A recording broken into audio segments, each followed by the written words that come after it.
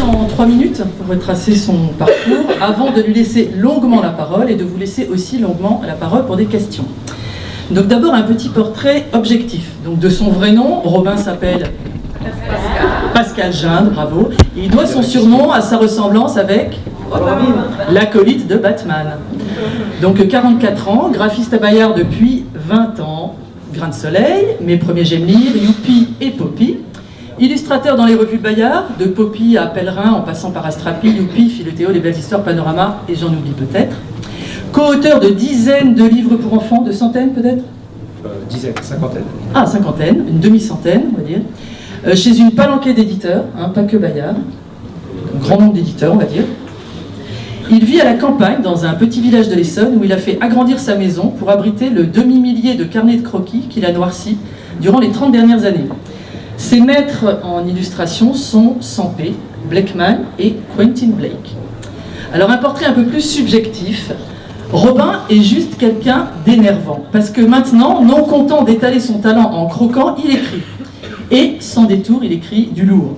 Son premier forfait, il le commet en 2010 en publiant aux éditions Sarbacane le roman graphique Le Fils de Rembrandt, 300 pages, ce qui fait un peu petit joueur, durant lesquelles il emporte son lecteur dans l'Amsterdam du XVIIe siècle aux côtés de Titus, le véridique rejeton du grand peintre.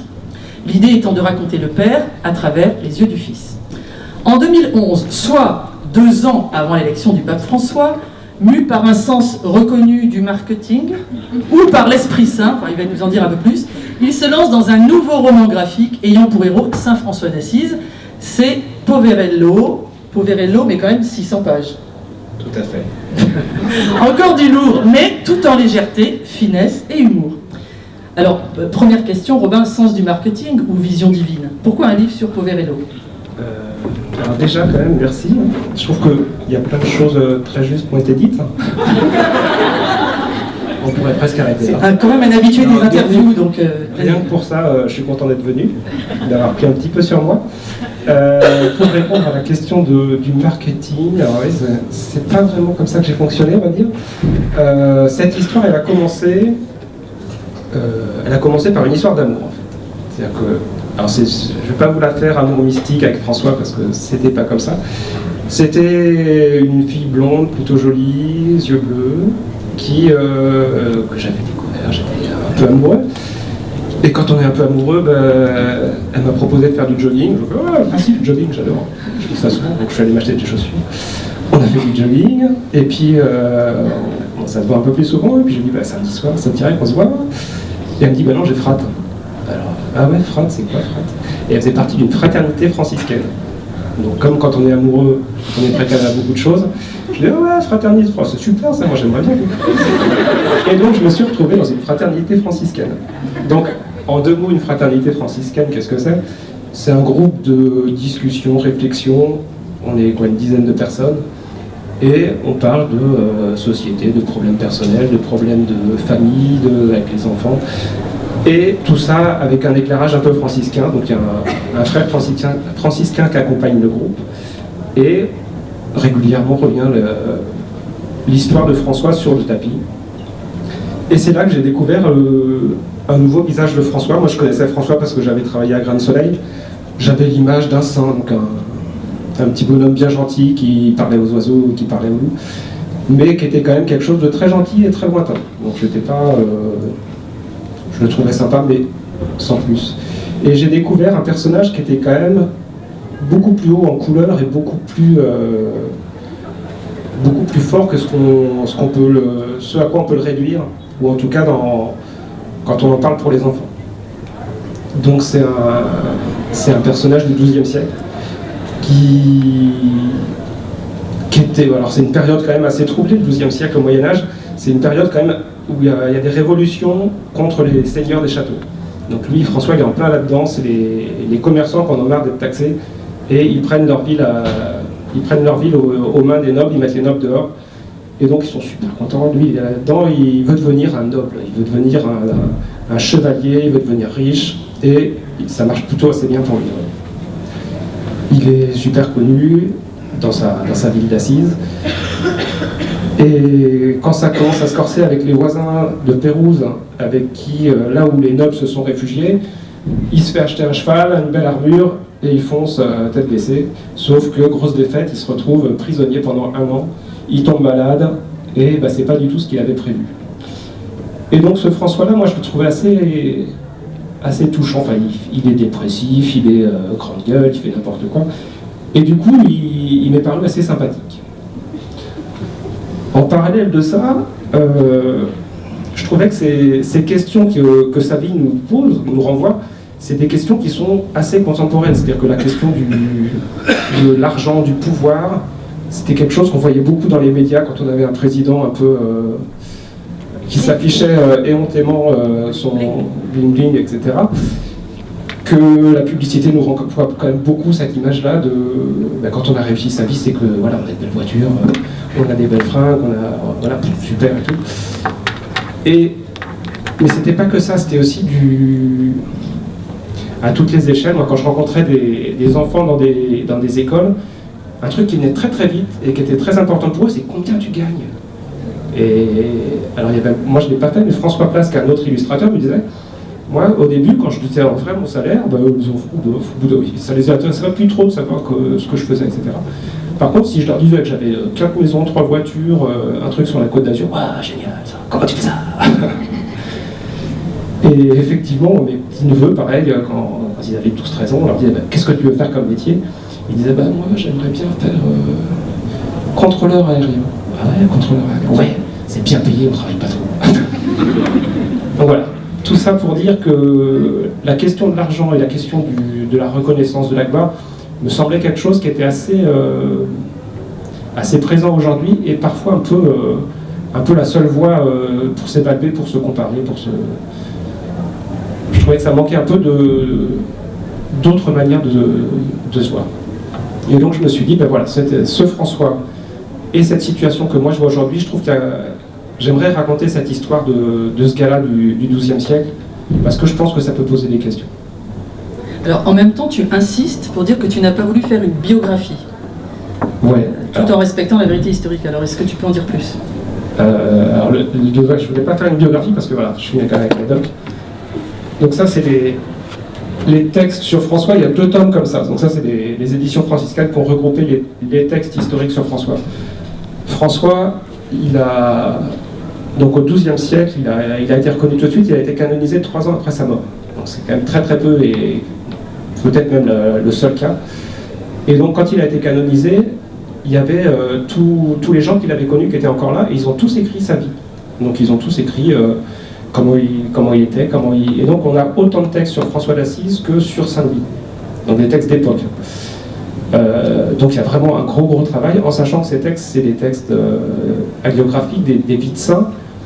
Donc le but, c'est pas forcément comme nous de raconter une histoire réelle et historique, c'est de raconter l'histoire de François pour accompagner les croyants et les frères.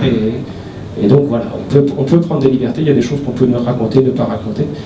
Donc après, les historiens, ils se débattent entre toutes ces histoires qui ne sont pas forcément raccords. Donc ça, c'est un métier, je leur laisse. Donc moi, je suis parti de ces textes-là un petit peu, là où j'ai un peu compris, et je suis parti de travail d'historien comme Delmas Goyon. J'avais en gros 5-6 livres comme ça. Donc c'est des historiens qui, en partant de ça, expliquent ce qui peut être vrai, pas vrai, ce qu'on peut comprendre, etc. Donc je suis parti de ça, mais je voulais pas non plus, c'était pas mon boulot. Donc je voulais trouver un moyen de raconter son histoire sans faire l'histoire de François d'Assise. Moi je voulais pas raconter une vie de ça, je voulais juste raconter une vie d'un personnage de cette époque-là qui a une vie incroyable, et voilà. D'où l'idée d'un scénario croisé avec une histoire contemporaine et l'histoire de François. Tu peux en dire plus parce que tout le monde n'a peut-être pas eu la chance encore. Tout le monde n'a pas de dire ORL. Vous sortez. Non. Donc je voulais pas faire une histoire frontale de François d'Assise, et je voulais aussi montrer que cette histoire, ces questions étaient quasiment les mêmes questions qu'aujourd'hui. Les réponses de François sont ce qu'elles sont, et peu de gens font comme ça, mais les questions sont à peu près les mêmes.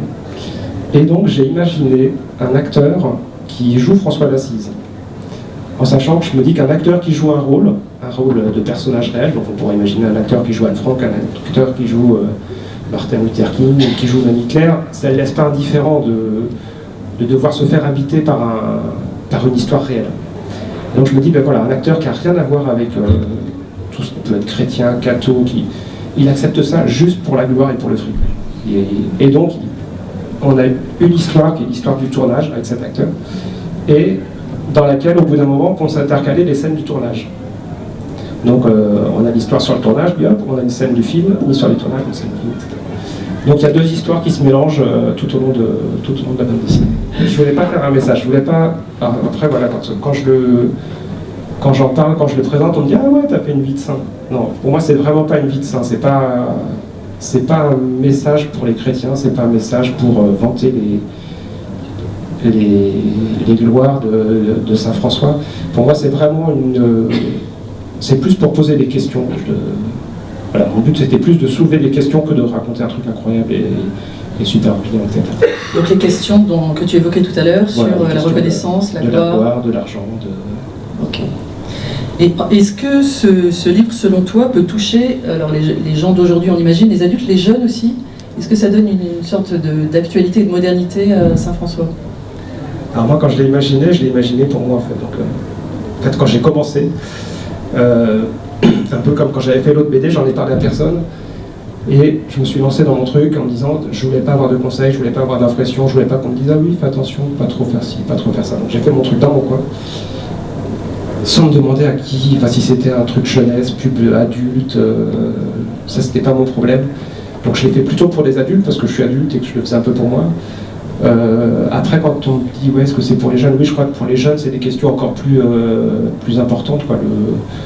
À la fois la reconnaissance par rapport à, enfin, quand on est jeune, quand on est ado, la reconnaissance dans le regard des autres et sa place dans la société, c'est des choses qui sont, je pense que quand on est adulte, il y a des choses auxquelles on a un peu répondu.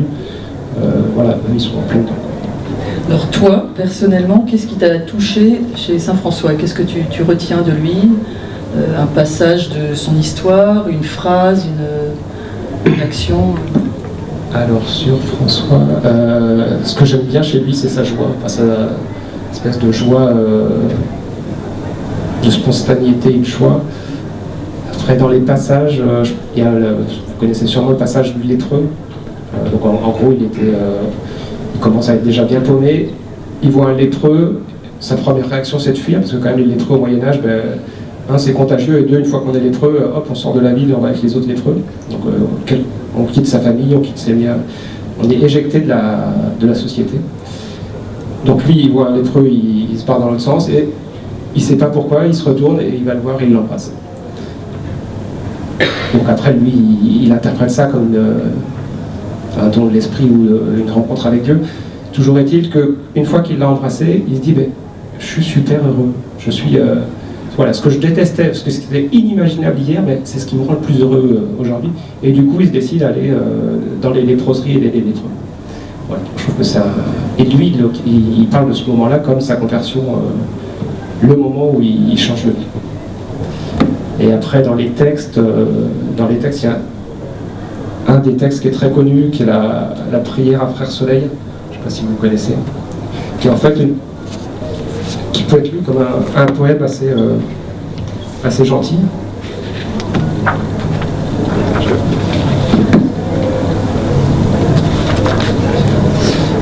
Loué sois-tu Seigneur mon Dieu, pour la terre, pour le soleil, loué sois-tu loué sois-tu pour ceux qui pardonnent, pour ceux qui font l'appel, loué sois-tu pour notre mort corporelle. Sauf qu'en fait, quand on le lit, ça peut être assez gentil, sauf qu'il est en train quand il l'écrit, il est aveugle et il sait qu'il va mourir. Alors ouais, le pape, c'est quand même une histoire, parce qu'il m'a appelé juste avant, en me disant, voilà, je voudrais m'appeler Thérèse. J'ai pas le temps de changer tous les crayonnés, sous François, ça peut être. Donc il était sympa, il a dit oui. Non, quand le pape François a été annoncé, j'avais déjà fait tous les crayonnés, donc c'est un pur hasard. Et effectivement, je trouve qu'il y a enfin, c'est pas par hasard que lui a choisi ce nom-là. C'est-à-dire que quand même, l'église du XIIe siècle au moment de François, elle est pas très en forme. Ils sont en train de se battre, ils ont des armées, ils sont en train de gérer leur domaine, leur truc, leur machin. François, lui, il a toujours dit, voilà, vous, les prêtres, ils peuvent faire n'importe quoi, mais s'ils sont responsables de l'Eucharistie, on doit les respecter d'une certaine manière. et il s'est fait protéger par le pape. Donc voilà. Donc c'est aussi pour ça que lui, il a gardé la place qu'il avait, mais il était quand même un gros révolutionnaire de l'époque. Un peu comme le pape François aujourd'hui, je crois qu'il...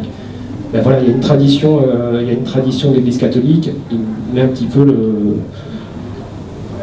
le message premier de l'Évangile en avant, quoi, quand il va laver les pieds des musulmans, des prisonniers, des femmes, et que voilà, c'est des choses un peu nouvelles qui sont juste c'est l'Évangile. Voilà. Alors tu disais tout à l'heure qu'un acteur, quand il joue un rôle, est longtemps habité par le rôle, et est-ce qu'un auteur de BD, quand il côtoie comme ça un personnage, surtout pendant 3 ans, reste habité par le rôle, par le personnage? Est-ce que ça te fait drôle de quitter François, ou ça se passe bien? Non, à la fois on est habité, et à la fois on est quand même dans le... Enfin moi j'étais dans la page après la page après la page, donc on n'est pas toujours dans le sens, dans la critique. On est en train d'articuler des personnages et de leur donner vie, mais j'ai pas l'impression d'avoir creusé complètement François, j'ai l'impression qu'il me reste beaucoup à découvrir, et pour moi l'histoire n'est pas finie, quoi. C'est pas du... J'ai pas fait le tour. J'ai pas fait pour 600 pages. Alors, est-ce que tu peux nous expliquer justement, ces 600 pages, c'est assez impressionnant. Tu as travaillé pendant 3 ans à temps quasiment plein, puisque tu étais en congé parentaux même, on peut dire, pas parental, mais parentaux, plusieurs. Donc, est-ce que tu peux nous expliquer un peu comment tu as travaillé? Donc, quand j'ai commencé mon histoire, donc j'ai pris un congé de Bayard. Donc, j'avais demandé, s'il vous plaît, je peux arrêter un peu là. À mi-temps, c'est trop dur pour moi. Non, parce qu'en fait, quand j'avais fait ma première BD, j'avais essayé de commencer en parallèle de mon travail de maquettiste et de DA, et on n'y arrive pas, quoi. À se plonger dans une histoire 2 jours par semaine, c'est pas possible. Donc je m'étais dit, je réarrête. Et donc quand j'ai arrêté, j'ai commencé par aller à Assise. Donc, en fait, quand j'ai fait l'office de Rembrandt, je suis pas allé à Amsterdam en me disant c'est trop, faut que j'habite, etc. Et après je suis allé et j'ai regretté, je me suis dit, il y a tellement de choses qu'on peut imaginer quand on a vu une ville, que c'est trop bête de... Enfin, c'est une source d'inspiration pour un romancier, pour un créateur, etc. Donc je suis allé à Assise 1 semaine, donc j'ai fait des croquis. Donc ça c'était une manière de me poser sur la place. J'ai été au resto. Et puis je me baladais dans les rues et je mitraillais. Donc l'avantage des appareils photo numériques, les gens me prenaient un peu pour un neuneu, quoi. Je prenais les cailloux par terre. Donc j'étais le maniaque des photos. Et dans un second temps, je suis allé sur des tournages de films, parce que du coup, mon but c'était pas du tout de faire une critique ou un reportage sur comment tourner un film, mais je voulais que ça ait l'air un tout petit peu réaliste. Et après, quand j'ai fait tout ça, j'ai commencé à écrire. En fait, j'ai découpé l'histoire de François en petites tranches, en me disant là, j'intercalerai telle histoire de John. Donc j'ai essayé de faire mon bout de saucisson. Et après, j'ai commencé à crayonner. Donc les crayonnés, c'était ça. Donc ça, c'était à chaque fois, je faisais.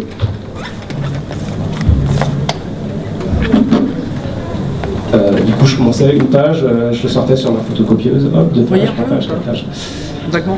Et quand j'ai fait ça, j'ai fini l'histoire de François, il y avait déjà 300 pages. Je me suis dit, oula, je pense qu'on va dépasser les 300 pages. Et donc après, j'ai fait l'autre histoire, donc en sachant que j'avais déjà prévu où elle arriverait, et j'étais à 600 pages. Et donc quand j'ai fini tous ces crayonnés, je me suis dit, maintenant il ne reste plus qu'à trouver un éditeur. Et alors, qu'est-ce qu'il y a? Les éditeurs, tu es allé en voir plusieurs.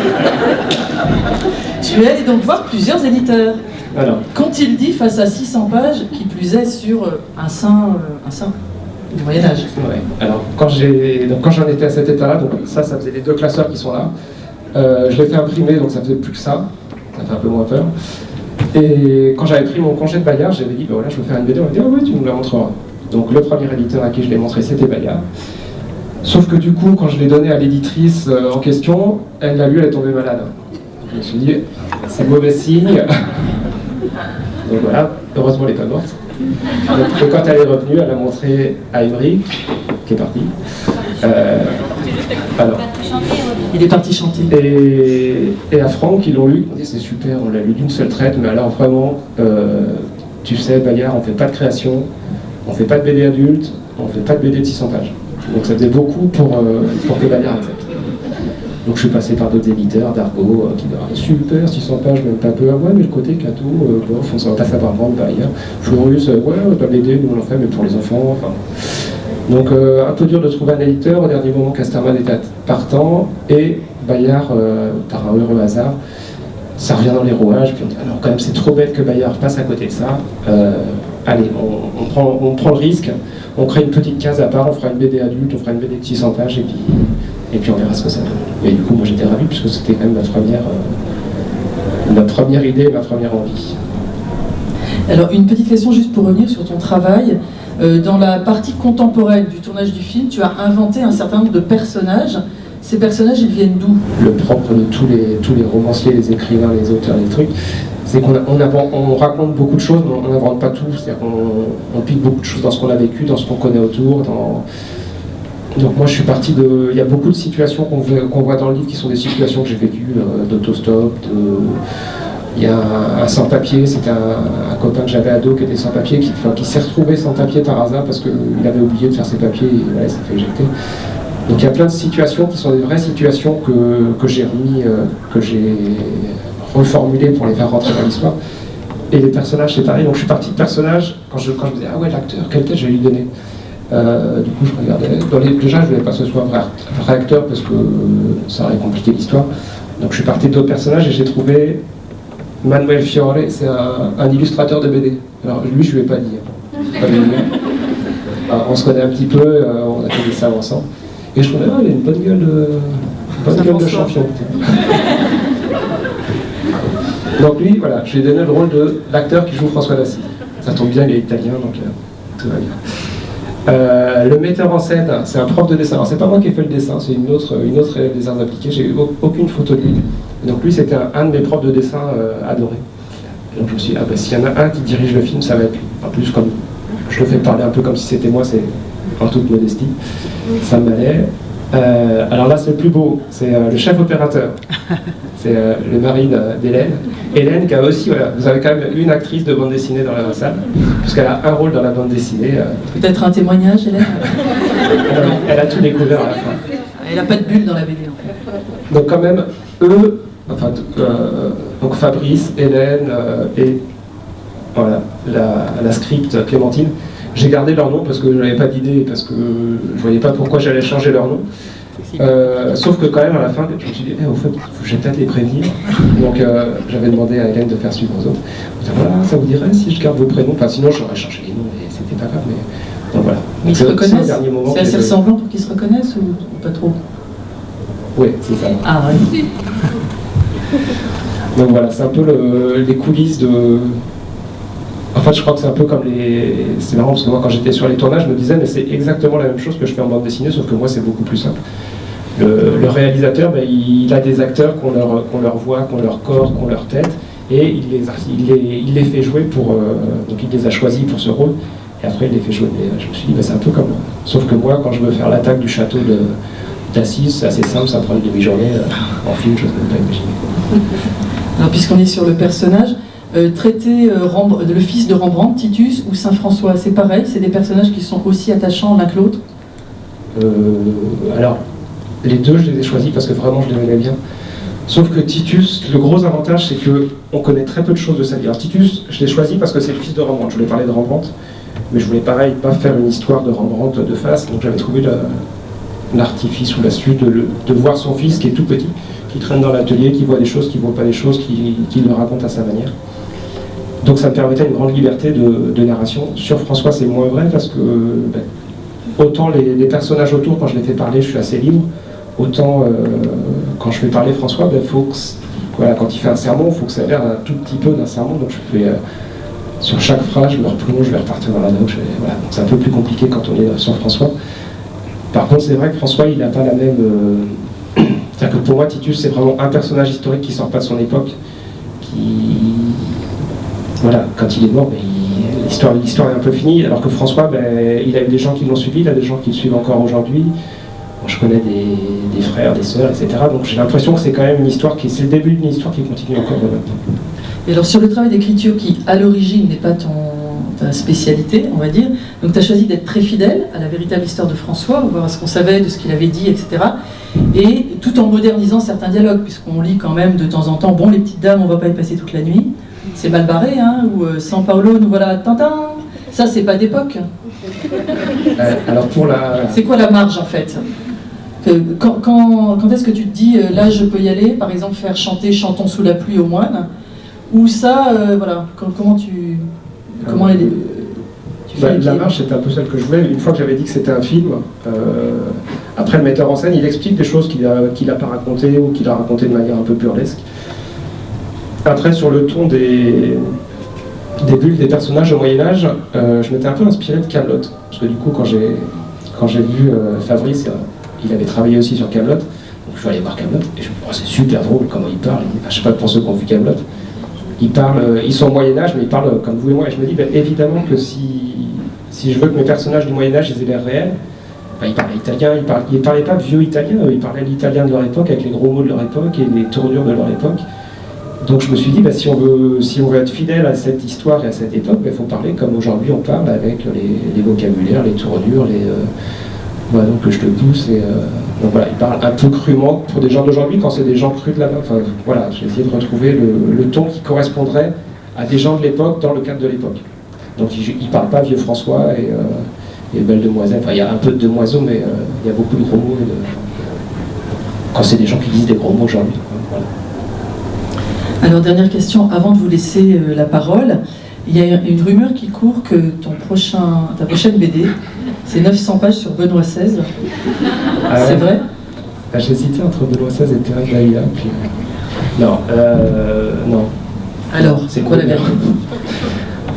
Je sais pas qu'est-ce que je ferai comme prochain BD, parce que du coup, quand je fais mes livres avec d'autres auteurs, j'adore. Je trouve ça génial d'accompagner un texte, de travailler avec des auteurs qui ont des univers différents, etc.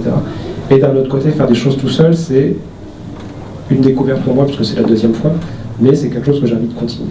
Par contre, je me dis que j'ai fait 2 histoires historiques, et que je crois que la prochaine, je sais pas ce que ce sera, en tout cas, ce qui me tente, c'est plutôt de faire du reportage, ou de partir du réel, qu'on peut rencontrer.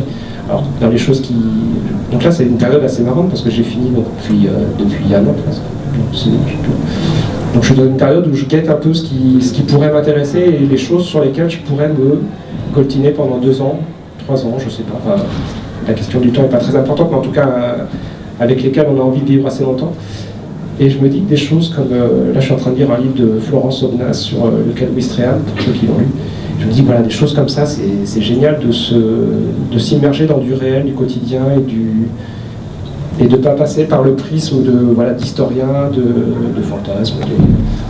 Mais après, je ne sais pas ce que j'en ferai. Après, l'autre truc qui m'intéressera aussi, c'est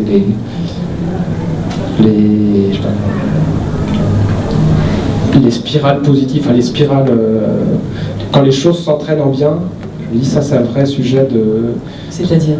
En fait, je vois ça avec les enfants, quand il y en a un qui se tape, l'autre qui se retape, l'autre qui se retape encore plus fort, ça devient vite n'importe quoi, et ça peut aussi marcher dans l'autre sens, où il y en a un qui décide d'arrêter, ou qui lui fait un gros bisou, un gros câlin, et forcément ça désamorce tout.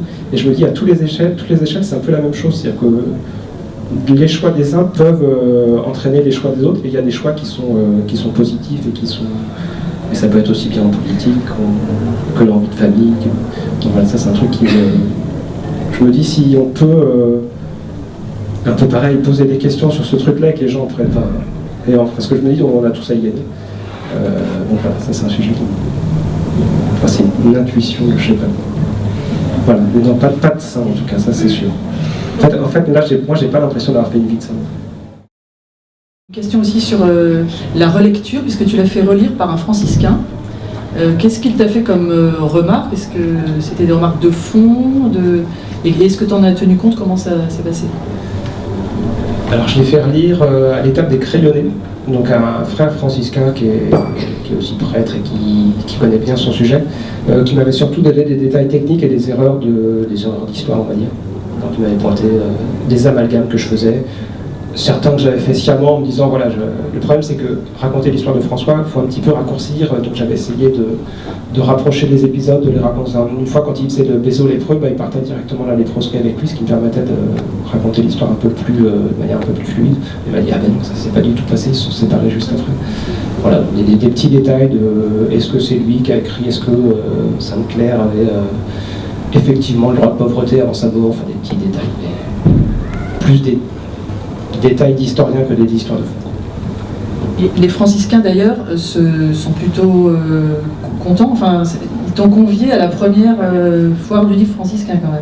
Donc t'es un peu le héros, c'est un peu le top, un peu la consécration d'une carrière, Robin, en interrogation. Ouais, je pense que vous avez tous été invités. Mais non, t'es le seul, t'as cette chance. C'est la gloire. Si, ça me fait plaisir. Après, en plus, c'est assez drôle parce que ce livre du jour franciscain, c'est avec la première édition, il y a quatre auteurs qui sont intervenus, qui vont intervenir, dont lui qui m'a servi de doc. La première doc que j'ai lue, c'était lui d'Elmas Goyon. Donc il va être la table d'à côté. Donc, ça va être assez rigolo de se retrouver. Bon, je m'attends au pire. Je fais n'importe quoi.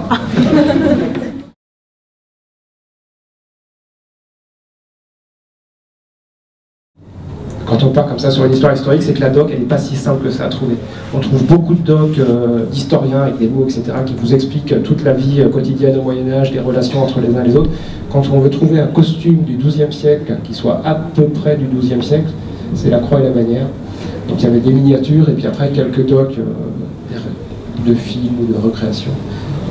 Voilà, donc ça c'était la crécelle. Au début, j'étais parti sur une crécelle avec comme les jouets qui tournaient. Je me suis dit, c'est quand même bizarre que les pauvres lépreux qui n'ont rien et on leur place des beaux petits trucs en bois ciselé. Donc j'avais cherché, j'étais tombé là-dessus. Donc ça, pareil, ça c'était la joie d'Internet. C'est que je cherchais où faire habiter John, et sur les agences immobilières, on se promenait, on fait hôtel de nuit, c'est nickel. Et du coup, on a 15 photos du même appart vues par tous les angles, etc. Donc voilà, j'avais choisi pour John ce duplex qui me plaisait assez.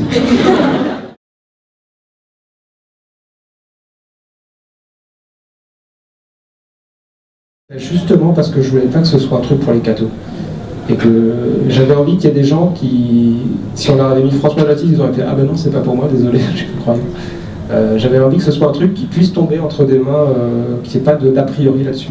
Mais ça montre ton intérêt pour le marketing, finalement. Ouais, non, ça c'est... Non mais justement, je pense que c'est pas le marketing qui peut faire des bons projets. Alors je dis pas que c'est un bon projet, mais je trouve que on peut pas se dire « Ah ben tiens, je vais le faire parce que ça va se vendre et parce que ça... » faire parce qu'on a envie. Et puis, mais c'est vrai qu'il y a un moment où quand même avec les crayonnets, je me suis dit ouais, j'aurais peut-être dû réfléchir avant, parce que moi je vais me retrouver avec un gros paquet de crayonnés sur les bras.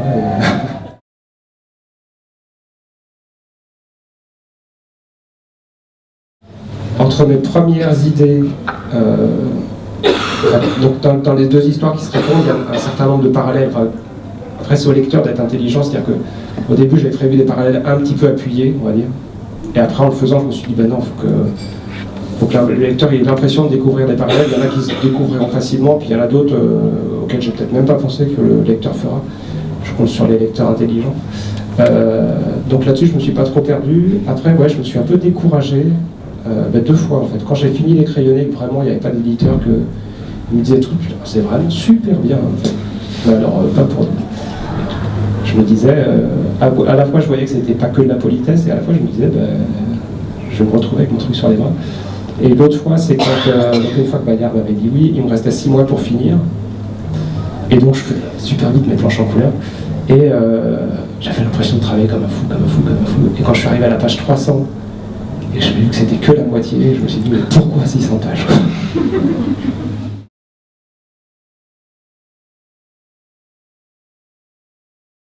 Techniquement, je fais tout à l'ordinateur avec une tablette. Simplement parce que ça me permet de... C'est sur Photoshop pour ceux qui connaissent. Ça me permet de taper des textes. Donc évidemment, j'ai pas de planche. Mais voilà, je peux taper mes textes, je crayonne, je peux corriger mon texte, rajouter du texte, enlever le texte, rebouger l'image. Voilà, c'est une certaine souplesse qui me permet d'aller vite. Et après, techniquement, non, c'est tout fait à l'ordinateur en couleur. Enfin voilà, il n'y a pas grand-chose. Les crayonnés, finalement, deviennent directement la version. Non, les crayonnés ne sont pas le même trait, donc je redessine tout et après je remets en couleur Donc voilà, avec Émeric et l'équipe de l'édition, on a travaillé sur les recherches couleurs pour voir ce qui marchait, ce qui marchait pas. Et les crayonnés, tu les fais à la main? Non, je fais tous les crayonnés à l'ordinateur. Ouais, tout à l'ordinateur. Et c'est pour ça qu'en fait, quand je fais une planche au crayonné à l'ordinateur, je me l'imprime, je la mettais dans mon classeur, ce qui me permettait de relire ce que j'avais fait avant, de revoir le... Donc merci Robin, parce que c'est vrai que tu n'es pas un habitué de la parole, plutôt du dessin d'habitude, enfin tu te débrouilles en fait. Mais je le savais parce que dans un entretien de 3 pages à Pèlerin, déjà j'avais été impressionnée par la facilité avec laquelle tu mettais des mots sur des questions, enfin tu répondais à des questions quand même pas très simples. C'est vrai que c'est vraiment pas mon truc. En plus, ce qui est assez particulier, c'est que quand on fait une BD, on travaille tout seul. Donc il y a plein de choses que je ne m'étais pas formulées, que je n'avais pas argumentées, que je n'avais pas organisées, que j'ai été obligé de me dire ah ben vrai, tiens, pourquoi j'ai fait ça, comment j'expliquerais ce que j'ai voulu faire. Donc voilà, ça c'était pas du tout, en fait, là je vous ai dit plein d'intentions, plein de trucs, c'était beaucoup plus flou que ça, et de préparer cette intervention, ben voilà, ça m'a obligé à éclaircir un peu ce que j'avais fait moi aussi. Merci Robin.